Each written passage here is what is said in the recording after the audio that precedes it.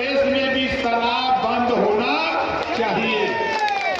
आप बताओ कितने लोग चाहते हो शराब बंद कराना? देखा जे पिया था नहीं उठाया था। अब सोच लो साथी, आपको बता दूं हमारी माताएं बहनें हैं, बिहार में लोगों ने झाड़ू और बेलना उठाया। बिहार में हमारी माताओं बहनों ने झाड़ू बेलना उठाया और नीतीश जी को शराब बंद करना पड़ा।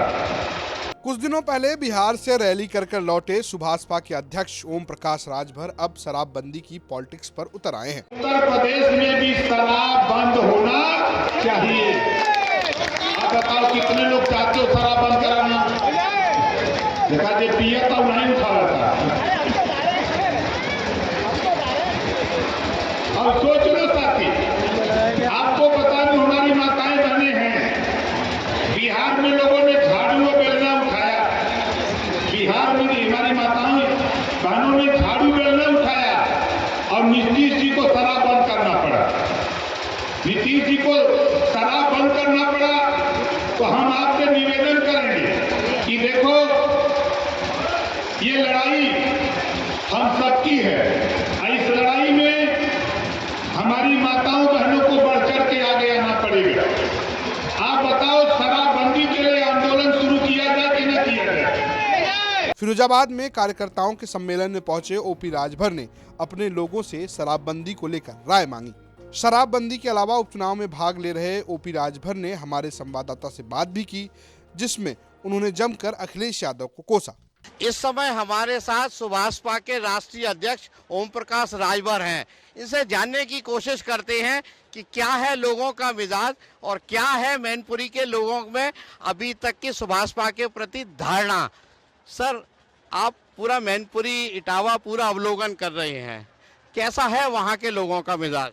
देखिए, समाजवादी पार्टी से वहाँ के लोग नफरत करते हैं।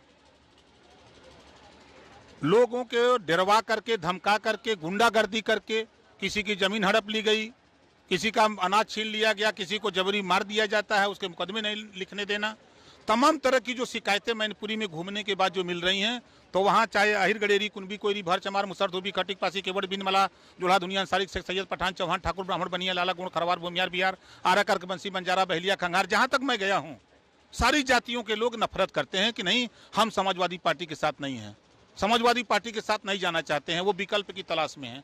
तो विकल्प में बीजेपी अपना उम्मीदवार लेके आ रही है, हम लोग अपना उम्मीदवार लेके आ रहे हैं, तो जनता तो मन बना चुकी है बदलाव। आप अखिलेश यादव के साथ बहुत समय तक जुड़े रहे, शिवपाल से भी आपकी नज़दीकियां हैं, क्या आपको लगता है ऐसी परिस्थिति है सैफई कुनबा एक होगा?